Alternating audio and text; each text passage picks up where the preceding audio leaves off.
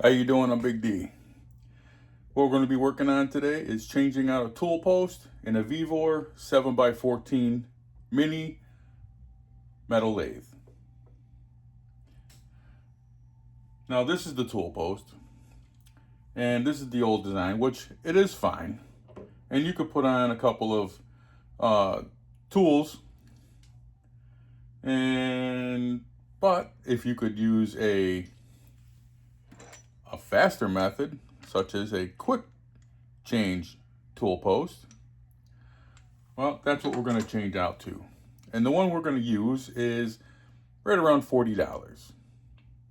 It comes with a few different options, and we're going to go over those as well.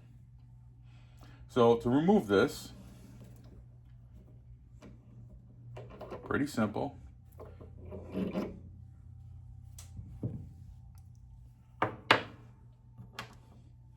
Some say, which you're going to have to determine if you want to go forward with this removal, you use two different nuts, screw this into place, take another one, bring it up to this nut,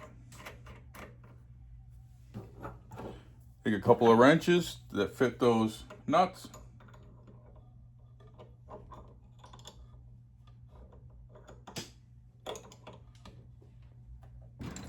tighten it up, and if you believe it's too much force, stop and then maybe completely remove this, bring it to a vise, and remove it that way.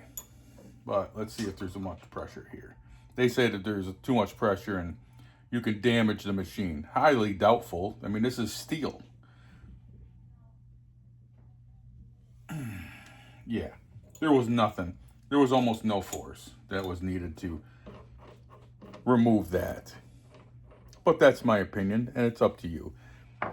Another option that you could probably use is a pair of vice grips.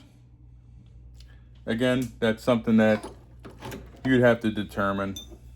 But if you look at, there's an area where there is no threads, that's where you can grip on with a pair of vice grips. And now, knowing that there's not a lot of force needed, a pair of vice grips would have done a very decent job as well.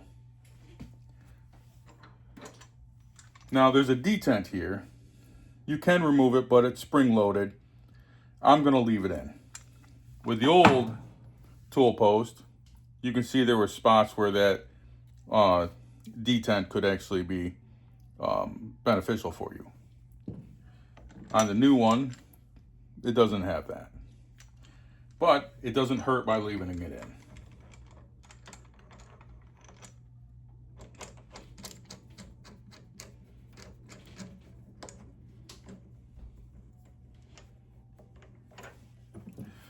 Now, the new tool post, the quick change tool post, comes with a hex head bolt instead of a stud,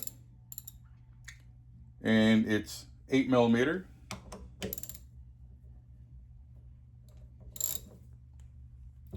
Tighten that, and then that makes it so this cannot move. So when you need to, just make sure you have your assembly ready, and so you can maneuver this in any direction that you need. But for right now, and for this video purpose, we're just going to tighten it in this position.